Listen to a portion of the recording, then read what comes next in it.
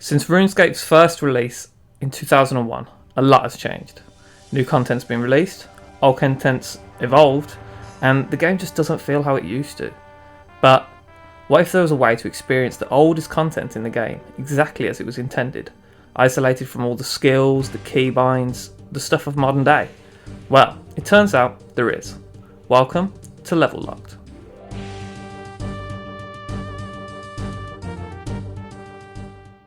Last time on LVL Locked, we journeyed deep into the Khazari jungle to establish a connection with the locals, and accidentally wound up in an epic battle against a demon whose name I won't try and pronounce, all in an attempt to join the Legends Guild, a collection of elite warriors and adventurers. In doing so, I completed my main objective for 2003, which of course was to complete Legends Quest. With that, we're now in 2004. RuneScape 2 is here, runecrafting has been released, tons of new quests are in the game, and the holiest adventurers can finally use protection prayers. Truly a game-changing ability that drastically increased the PVMing potential of the adventurers far and wide. Before we get any further, we should probably unlock those prayers. I had 42 prayer from it before, so all it took was a few dragon bones to reach 43 prayer and unlock Protect from Melee, the last protection prayer. Anyway, back to the point. In 2004, I've got two main goals. One of them, much like previous years, is a quest, Monkey Madness. The other will test my combat skills and force me to hone not only one combat style, but two. To move into 2005, I will have to defeat the Kalphite Queen, but we'll still have quite a way to go before we complete either of those, so let's jump straight into 2004. The first quests in our path are Rune Mysteries and Moon Memories. Moon Memories? No. Rune Memories. Now technically, these quests in their current form were released in 2012, but they together are the reworked version of Rune Mysteries, which was released in 2003, and in line with the rules so far, that means we have to do quests in the original release order. But why didn't we do them in 2003? Well, after the rework, the quests were changed a bit to give you rune crafting XP on completion, and rune crafting hadn't been released in 2003. It all got a little bit confusing, so we'll just go along with it. Right, at the start of the quest we met Ariane, a fellow legend. Ariane is a young, talented mage who had been expelled from the wizard tower after confronting a diamond after confronting with a demon that went horribly wrong. Not only was she expelled from the tower, she was also banned from entering for any reason by Archmage Sidori. This is pretty inconvenient because Ariane has seen the wizard tower in flames in a premonition and started to alert Sidori to the danger. That's where I come in. The most incredible adventurer of all the land would stare danger in the face, interact with strange, unknown magics, and become a messenger. She wanted me to be a messenger. But before I could even get started on that, this weird red smoky thing appeared and started attacking all of the wizards. I say attacking, it was really just floating around, really menacing next to them. On top of that, the wizard did kind of shoot it first. Honestly, I don't see how the Vortex is the bad guy here. Anyway, that's not the point. Since the Vortex chased after Wizard Bronan when he fired an airstrike at it, I figured I could do the same thing to pull it away from him. So that's exactly what I did, eventually luring it into the teleporty center thingy majigger. Well, it worked, I think. The magic vortex reached the beam and it sort of just disappeared. Ariane, unable to enter the tower, decided to go underneath the Wizard's Tower Island, into the ruins of the old tower, which was destroyed hundreds of years ago by Zamorakian mages who insisted on stealing the secrets of Rune Essence Mine and using it for their own personal gain.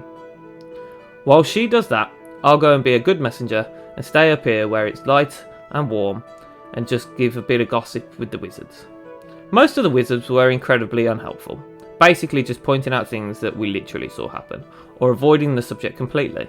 But 3 of them actually decided to be helpful. How nice of them.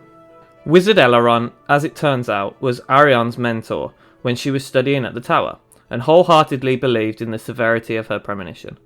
Archmage Sidor, on the other hand, didn't want to believe her until he saw evidence. That said, he was working on a special spell called Isonic Purge, which would obliterate anything standing in the teleport beam. Wait, don't people just walk through this all the time?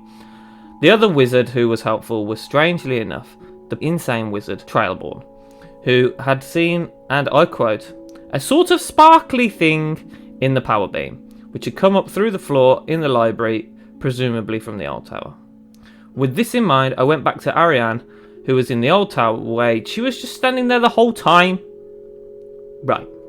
So apparently the tower thing is locked, using a weird spell that can only break through the power of song. Now brace yourselves, what you're about to hear is quite possibly one of the most beautiful melodies ever to grace your ears. And remember, Wizard Perian, the absolute artistic visionary who had the power to change the world with his music, today, for the first time this century, I present Water Surge.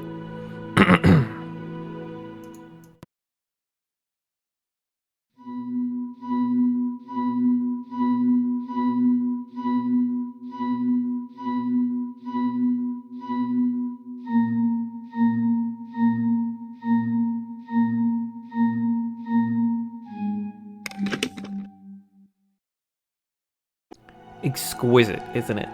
And just like that, the old tower ruins are open. Ariane and I made our way down to the Chamber of Shrines, a sort of meeting room for the wizards. Before I could get any further in, a rune guardian stopped me, mistaking me for a new apprentice on their first day in the tower. You would have thought that he would have noticed the whole nobody showing up for literally hundreds of years things and thought, I don't know, maybe I should stop? Anyway, you've got to respect the dedication. The Guardian made me take a test, but not just any test, a BuzzFeed quiz to discover the ancient wizarding faction that I would be part of. Hopefully I get Slytherin. Turns out I'm blue. Who'd have thought it?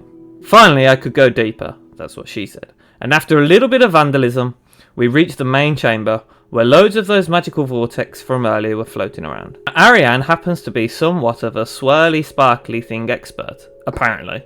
So after lowering them into her special circle thing, she could examine them and discover something strange.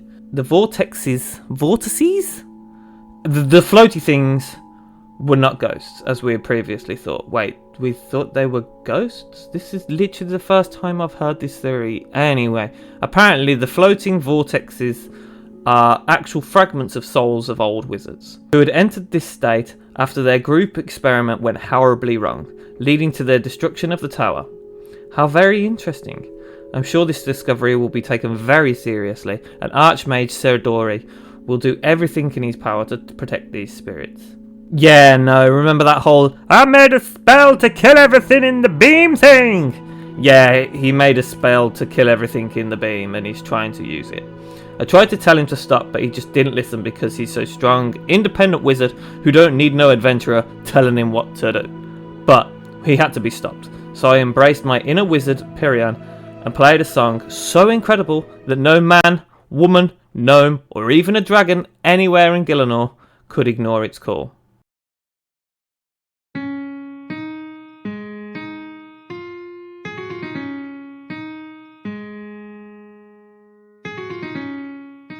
While the wizards were distracted with my beautiful melody, Ariane cast a spell that would counteract the Icenic Purge, thus saving the spirits below.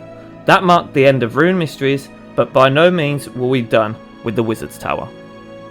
Since we're here, we might as well do Rune Memories, the direct sequel. We start off talking to Ariane, who still thinks that the tower is in danger, and has taken on responsibility of saving it.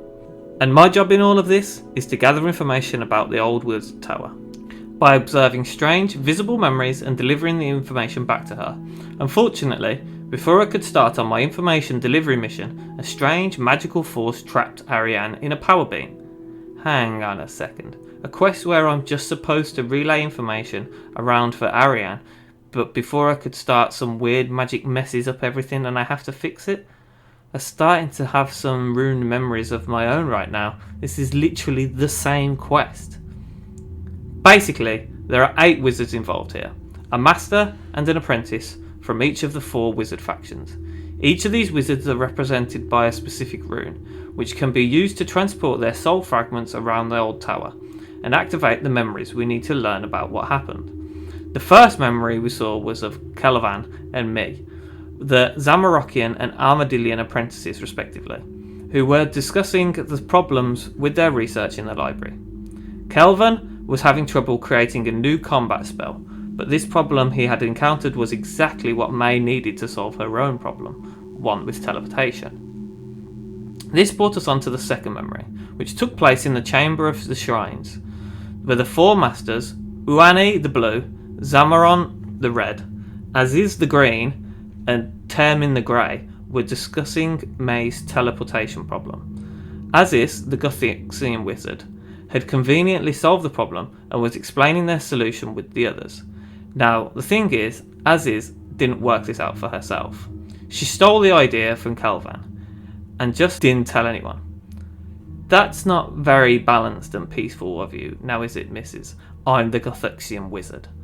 The masters all returned to their studies and discussed Aziz's discovery with their apprentices.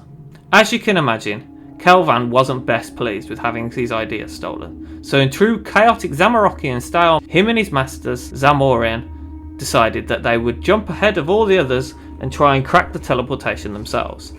To do this, they would need to harness plane, hopping abyss magic, and who better to have in your team than Azur Korax, the keeper of the key to the abyss. Well, there's probably a lot better people because, well, not everyone likes demons.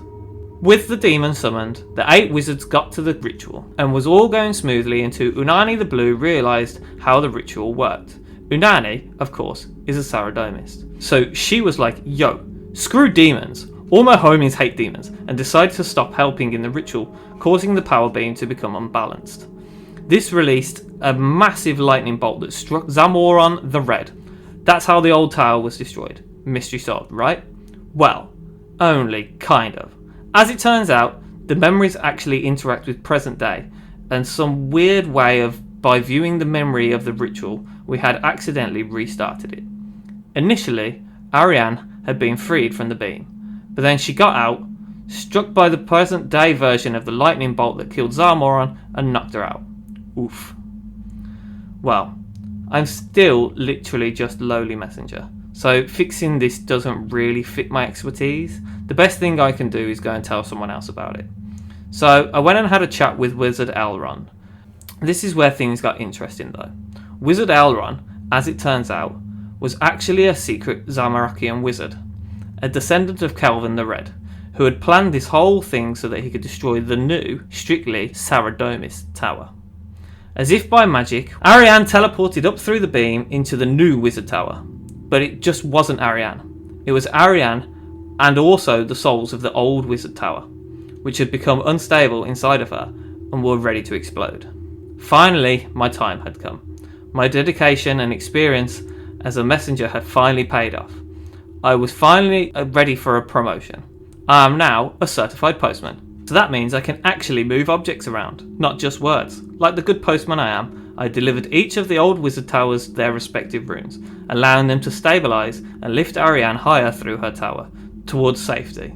At the very top, where Zaron Red received the chaos rune he ordered, Ariane was released from the souls. Wizard Elrond, however, was not so lucky. The souls took control of him and took him away to the abyss, where he was, let's just say, disposed of. How very poetic.